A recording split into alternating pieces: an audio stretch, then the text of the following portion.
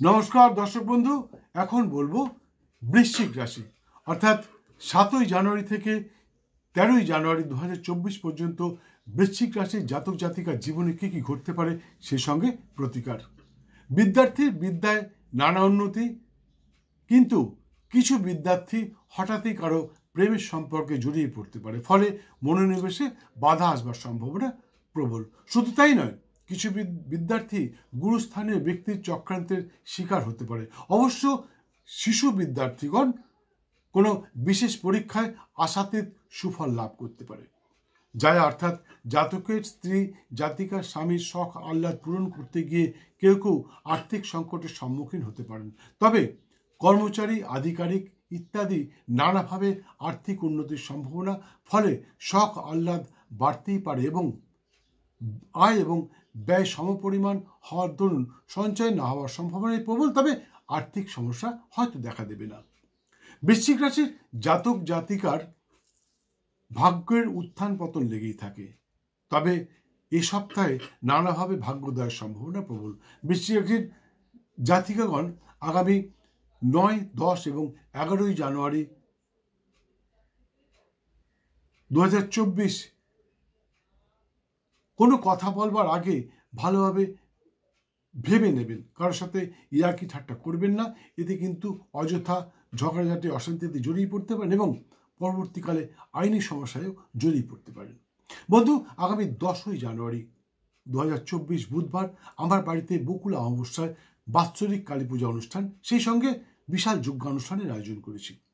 যারা এখনো পর্যন্ত নামগোত্র লেখাননি তারা দয়া করে নামগোত্র লিখিয়ে পুজো দিন, এবং যারা সামনে এসে পুজো দেওয়ার ইচ্ছা আছে তারা আমার বাড়িতে এসে তারা পুজো দিতে পারেন। আগামী 10ই জানুয়ারি বুধবার রাত্রে আমার বাড়িতে পুজো। সেই সঙ্গে যারা আহুতি দিতে চান, নিজের হাতে আহুতি দিতে চান, তারা অগ্রিম নামগোত্র লেখান। অনেকেই নামগোত্র লিখিয়েছে, অনেকেই আসবেন, আপনিও আসতে পারেন। বন্ধু, কোনো তান্ত্রিক তার যজ্ঞানুষ্ঠানে অন্য কাউকে দিয়ে আহুতি দিতে দেয় না, কিন্তু আমি দিই। তবে শর্ত আছে, আপনাকে অগ্রিম নামগোত্র লেখাতে হবে এবং আপনি কি কারণে আহুতি দেবেন সেটা আমাকে জানাতে হবে। সেই অনুযায়ী যাতে আপনার মনস্কামনা পূর্ণ হয় সেই বস্তুটি আপনার হাতে আমি নিজে তুলে দেব। বন্ধু, যেরকম সেরকম পুজো করলেই, যেরকম সেরকম হোম করলেই মনের ইচ্ছা পূর্ণ হয় না।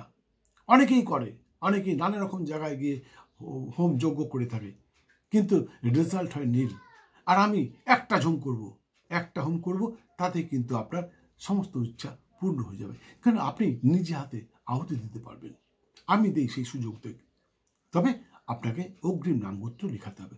যারা এই মাসে দিতে পারলেন না, আগামী মাসে আবার অমাবস্যায় হোম হবে, সেই সময় দিতে পারবেন। যাই হোক, স্ক্রিনে দেওয়া নাম্বারটা লিখে রাখুন আর দেখতে থাকুন। প্রতিদিন আমি ভিডিও ছাড়ি, প্রতিদিন 11টায় 11:30 এই ভিডিওটি। যাই হোক, একটা কথা বন্ধু, গত 2 সপ্তাহ আমি ভিডিও ছাড়তে, আর একটা কথা আমি কিন্তু, যাই হোক, মনে রাখবেন, ভাগ্য প্লাস চেষ্টা ইজকাল টু ফল।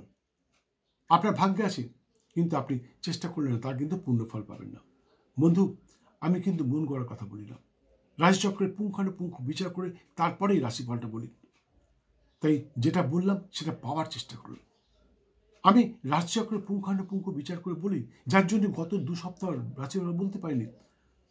ডিসেম্বর মাসের 24 এবং 25 তারিখে 2 দিন ধরে ছেড়েছিলাম বাৎসরিক রাশিফল, অর্থাৎ 2024 কেমন যাবে মাস অনুযায়ী বলেছিলাম, কোন মাসে কি ঘটতে পারে। যারা দেখেননি তারা এক্ষুনি আমার চ্যানেলটাকে সাবস্ক্রাইব করে বেল আইকনটা বাজিয়ে দিয়ে আমার চ্যানেলে ঢুকে পড়ুন এবং আপনার রাশিটা দেখে নিন।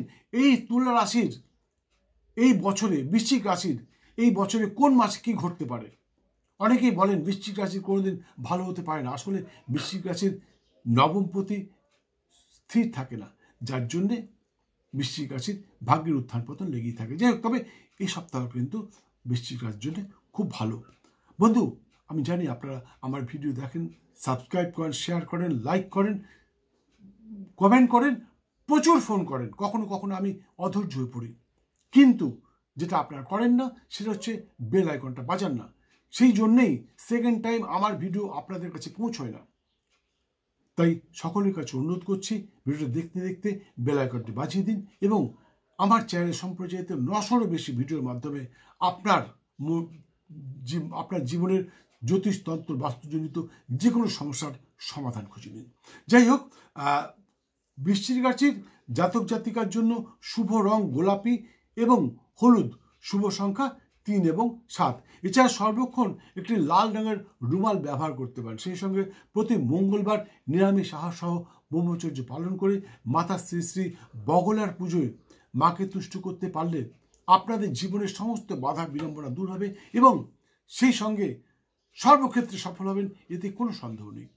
পুজো পদ্ধতিটি এখানে বলতে পারছি না, কারণ পুজো পদ্ধতি অনেক বড় বিষয়, সেটা বলতে গেলে ভিডিওটা অনেক বড় হয়ে যাবে। তাই যাদের জানবার ইচ্ছা, যারা জানবার ইচ্ছুক, তার স্ক্রিনে দেওয়া নাম্বারে একটি ফোন করে চলে আসুন। আপনাকে আমি বলে দেবো কীভাবে মা বগলার পুজো করবেন এবং সমস্ত ক্ষেত্রে সফল হবেন, সেই সঙ্গে শত্রু দমন করবেন। যাই হোক, ভিডিওটি সম্পূর্ণ দেখার জন্য অসংখ্য ধন্যবাদ।